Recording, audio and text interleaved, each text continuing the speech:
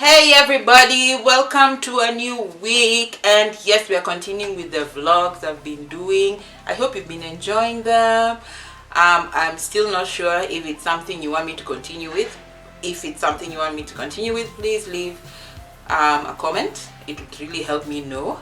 But yes, we are going to continue with the vlogs, and this week I am going to basically take you through my process, basically when I'm making corsets, especially waist cincher, because that's what I'm going to focus on, and just the whole thought process through making corsets and things like that, the things I think through, how I test patterns, fabrics I use, fabrics I don't use, and all that, how I check the fit, what's supposed to happen, everything like that. I'm sure you're all curious.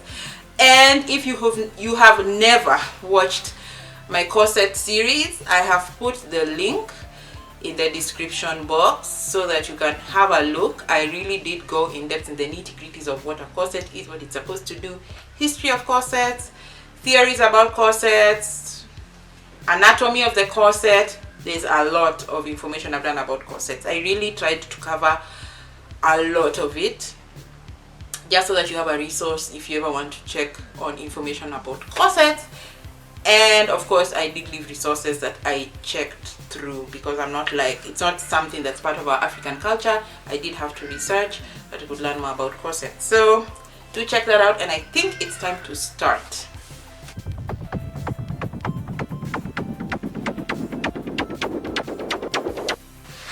So we're going to start with basically the process I go through when I'm making a waist cincher corset. So when I was recording my process of making this specific corset, I did not record the beginning. So what happened is I had to redo this corset, which you're going to see eventually in part of the process. And there are reasons why I had to do them, which you'll have to watch the video to find out. But because I didn't really film the beginning, because I was going through this very frustrating moment where I have worked a long period of time working on something, it's not working out, and now I have to redo it. It took me almost a year to give myself psych to redo the corset. So I know it won't really show when I am showing you the video, but some of this footage I recorded a while back and I'm just using them now. And the truth is, sometimes that happens when you're working on a sewing project and things are not working out. You can easily get discouraged and you put it aside, and the habit I have sometimes to start other sewing projects, which is never necessarily something I recommend, because it makes you lag behind on your sewing project. So the footage I'll show you at the beginning, and basically when I'm trying to figure out a corset or start the process, is going to be other corsets I've done in the past. I will express that in the voiceover, and then now you will see the one I was working on, the issues I had, and hopefully you learn something from it, so that you understand that some things are not as straightforward. Things take time sometimes when you're trying out new patterns, and especially something as functional as a corset, because a corset is supposed to give you reduction, and it's supposed to give you posture. It's supposed to help you with your posture. So it really needs to work out. It can't just be made anyhowly. And sometimes I do cringe when I see how people make them, because if it doesn't have structure, then it could just be a very big belt, or not really a corset. A corset must have structure, and a corset must have support, and it must give reduction. So I guess let's get into it. So the preparation process starts with a pattern. You have to identify the pattern you want to make. So once you've identified it, you have to look for one that's in the pattern. Sometimes they're graded, so you look for what's closest to your measurements, and then you trace out that. And it's, of course, because it's a waist cincher and it's a corset, it comes out in many pieces. And then once you have cut out the pieces, then you look for a fabric that you'd use for your prototype. It has to be very close to the fabric that you will use to make the corset. And then you basically cut out the pattern pieces. And then once you've cut out the pattern pieces, I did not record this, but you're supposed to actually hand stitch them together, so that you can be able to stitch it with a machine. So basically, once you have stitched it together, then you do try it on to see if you need to adjust anything before you cut it in the final fabric. Yeah. So next we have the process basically, which consists of cutting out the pieces in the fabric that you are actually going to use for the corset this time. And depending on the type of corset you're making, like this is a double layer corset, so I had to cut both the print fabric and the inner layer, and then I hand stitched the pieces together, basically just to make sure that they align, because you have to make sure that when you're putting them together using the sandwich method, one side is not bigger than the other, so it's always wiser to just do hand stitching, the basting, and then you can see here in the footage that I just had to make sure that it's all neat and well together. So now we look at the process continued. This is the corset that's been stitched up. The panels have all been stitched up together. The stitches you're seeing are for me joining the front and the back together, because this is a sandwich method of making the corset. I am trying to make sure that the seams align on both sides, and I am using the loop pressing bar. This is how it looks like in the packet, to mark the boning channels, because I try to use the loop pressing bar. They're basically the size that will be a bit thicker than the bones, because it needs that wiggle room to push it through. So so it's a very useful tool. You don't have to use it, but it's very helpful. And these are the bones. They come in a roll most of the time. They are sold in meters. They are easily available in Kenya. They are plastic bones. They are very, very sturdy, and they are very thick. You'll see the difference between this and the one I'll use in the other corset. So as we continue to finish, the next step is usually the eyelets, after you've done all the boning channels, and I usually use an awl to transfer the holes to make sure both sides have the same number of holes and in the same spaces. And I use this hand press grommet machine, which I find very, very useful. And the eyelets I have are in gold and silver. Those are the ones that are available here in Kenya. And they have the washer also, just to make sure that the eyelets are secure when you press them down. So when I put the eyelets in the machine, you always start with the bigger side first, and the washer comes after the fabric to secure it. And then of course you press it down. I didn't take this footage very well, but you basically press it down to secure it. And once you have done that, then it's very secure, and then you can actually add the bones. You actually don't add the bones until you have finished with the eyelets. Just wanted to show you that I have experimented with other methods of tying a corset, and I even reinforced it with 2 bones at the back, but the truth is, when I tried to tie it, it wasn't giving much of a reduction. It can be worn very easily because the laces kept untying. So I just went back to this type of lacing. It just works perfectly, and I just stuck to it. So now with that foundation, I get to show you the process of how I made the single layer corset, and the frustrations and the triumphs. So here we go. So what I'm working on today, I'm in the process of redoing this corset. So you can see I tried making this corset with some of my old jeans, and it didn't come out very well because it was too stretchy.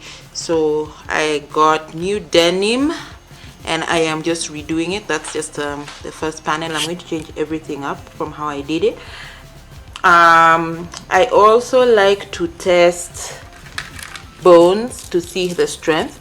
So these specific bones are different from the ones I usually use, because these are, first of all, they're thinner and generally not as strong as the ones I usually use. These are from a thrifted corset, so I'm going to use them basically just to test the strength on this corset.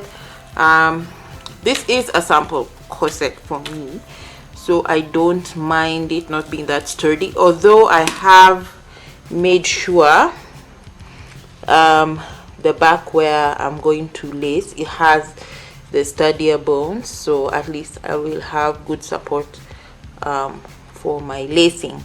And this has been repurposed from this corset as well. That's why you're seeing some print and all that. I just said to repurpose it, and add the new denim on the sides.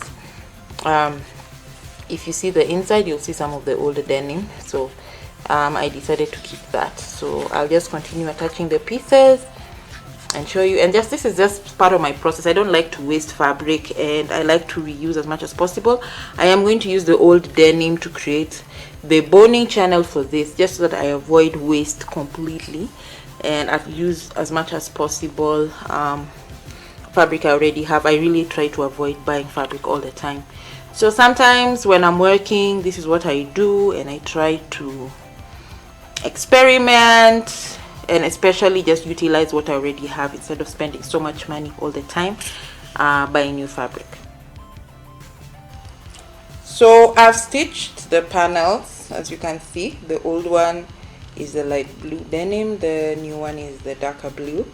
And my dilemma right now is that because this is a stretch fabric, I may not get much of a reduction, so I have to figure out how I'm going to reduce the width or the corset, which I guess I'll show you in the next step, because I've done it with the old one and it looked really nice, and I'm going to probably repeat the same process.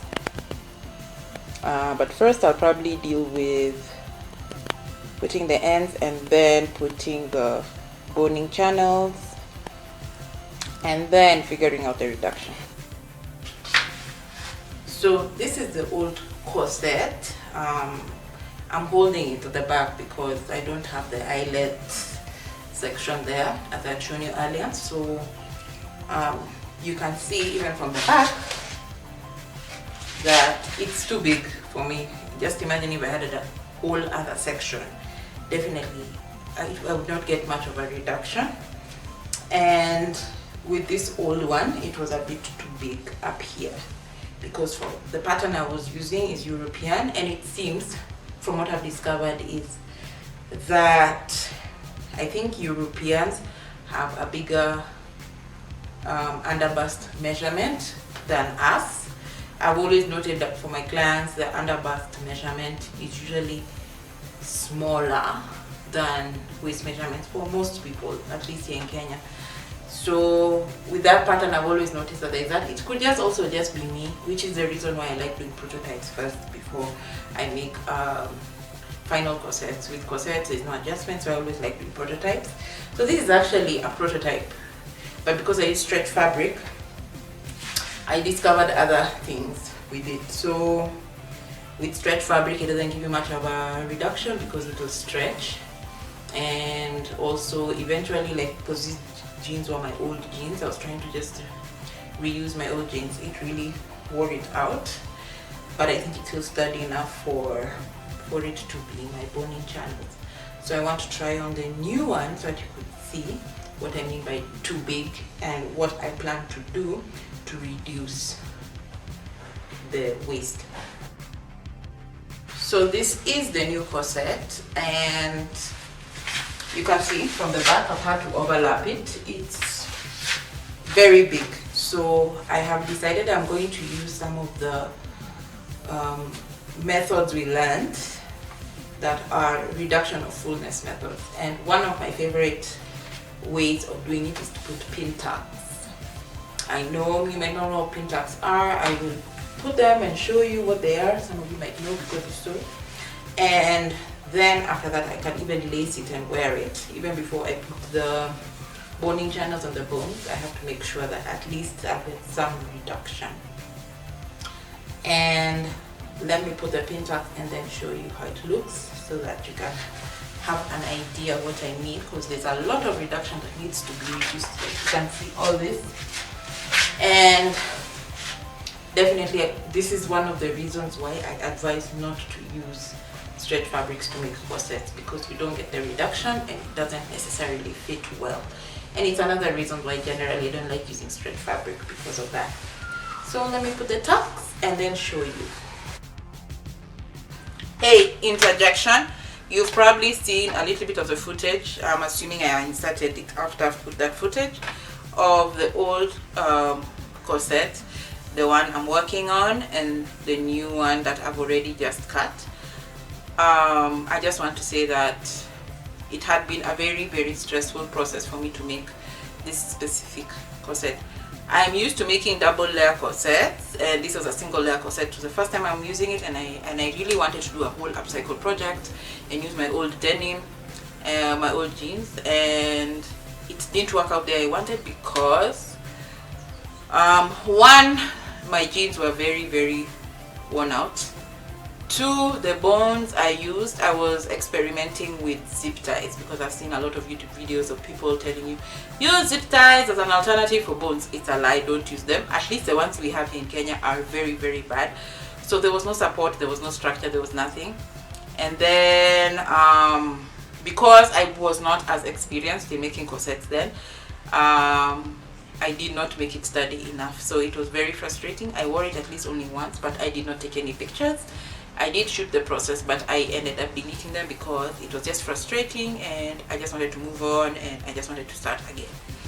So it has taken almost a year to do this again, so I just wanted to interject that so that you understand the process. So as much as you're seeing this whole thing as at a go, you should just know that sometimes I do go through these processes where I get very exhausted doing something, and it just took way too long. It took way too long doing this project. But in the end, I pushed through and I did it. I did other projects on the way just to get my mind off of this one. And I just gave myself psych. And believe it or not, even this dress took long because I don't know, I was thinking through a lot of things. So let's continue, and I just wanted to interject and say that so that you can understand that sometimes projects can get frustrating, they can take very long. Sometimes it's okay to give up on a project and work on something else. Sometimes it's completely okay to just completely give up on it and just do other things. And either way, it's okay. It's about learning, and it's not always a straight line. So I just wanted to interject and say that. Yeah. So I put the pin tucks. I put 3 in the center panel, and I put 1 each at the end because what I decided to do instead was to reduce the panels, just make them smaller. I figured that was going to be easier than me adding pin tucks everywhere, and I think that worked well. So now let me wear it and show you. So here is the fit. As you can see, the back I'm holding it, you can see how they are there. So when I lace it, it will probably close shut. I don't want it to be too fitted because a corset is supposed to just fit you like a tight hug, not too tight. I just want it to be comfortable, and because I'm not using very strong bones, it being loose is going to be fine. I just want it to be able to stand upright and be comfortable. So I guess now it's time to work on the boning channels.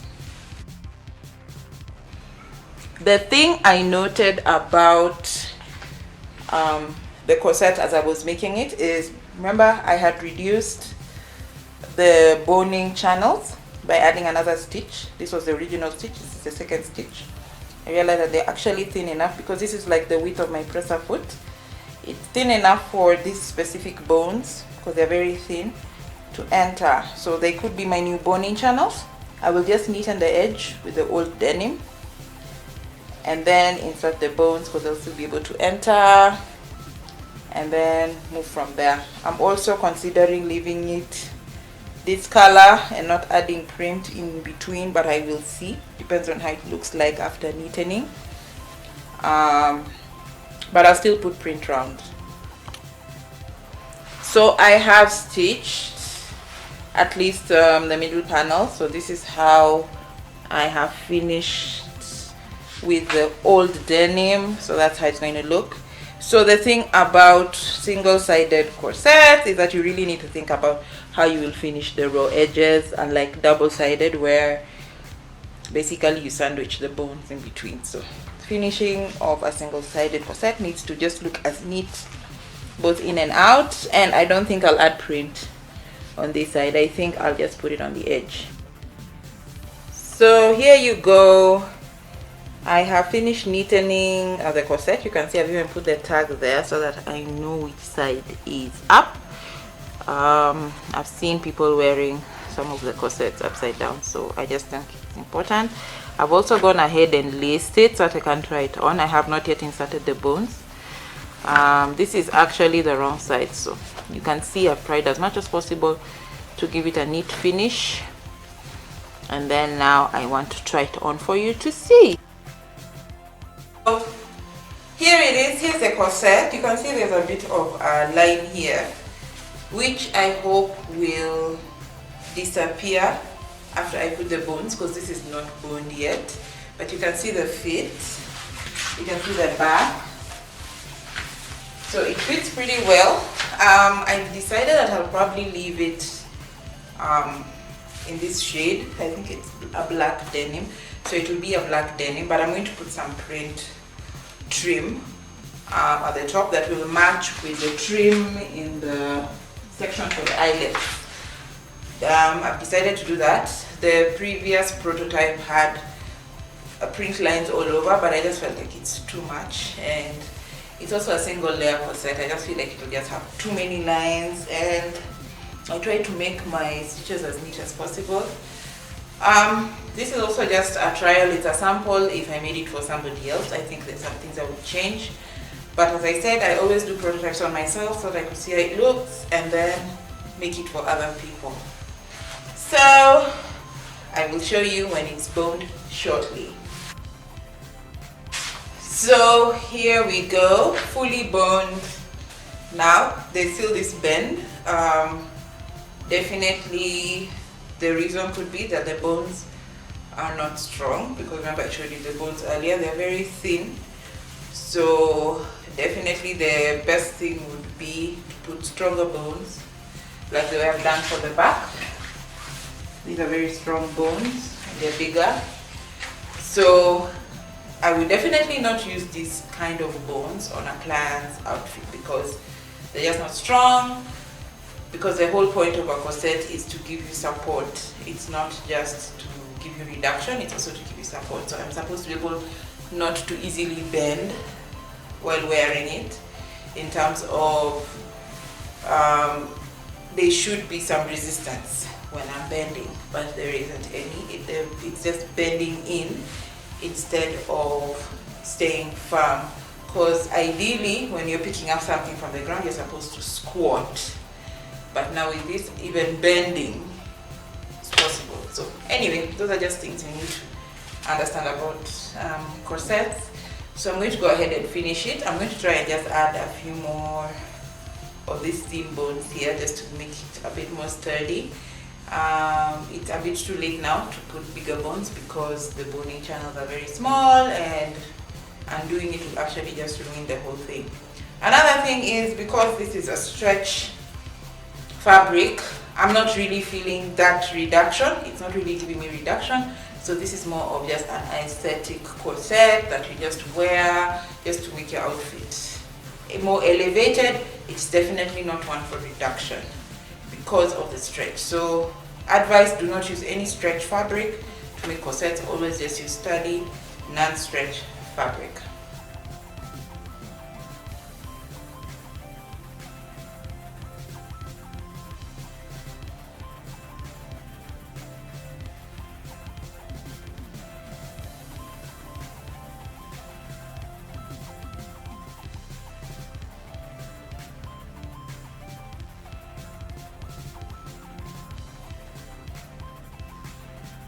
So this is the finished corset, the waist cincher. As you can see, I put the printed fabric on the borders of the top and the bottom to finish it up. And it's the same fabric as the fabric in the eyelets, but that's it. I like the orange strap for tying. And I'm sure you've noted that I always put it on the waist, because this is a waist cincher. It's supposed to give you the cinch or the reduction on your waist. So that's why. So generally, I think it has come out very well. I still think the bones are very weak in terms of, for a corset that is supposed to give you reduction and supposed to give you posture. they are not the strongest, but because I was also using stretch fabric, the stretch in the fabric has made it possible for it to fit a bit better. If I was using a fabric that was not stretch, definitely it would have probably given me a tighter cinch, but the bones would have definitely wobbled way more. So I did reinforce these two bones. That's why you're seeing that line is not there. I added 2 pieces of the bone. I managed to squeeze it in, and that's why you're seeing the line disappeared. So definitely you know that the issue was that the bones are not sturdy. So testing bones is something I also do before I make for people their corset, so that they can be sure when I'm giving you something it's of the best quality and everything. So that's it. That's the waist cincher corset. I know for sure I'm definitely not using this type of denim again to make corsets. If I'm going to use denim, I'll definitely use the non-stretch denim. So I hope you like it. So that's the end of the corset series. Okay, this corset vlog, so to speak.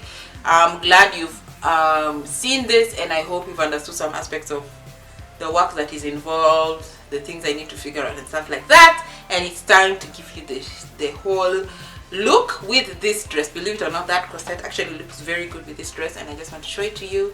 And thank you for watching till the end, and I guess I will see you next week with another awesome video vlog again. See you, bye. Here we go. This is it. This is a corset. Hope you like it.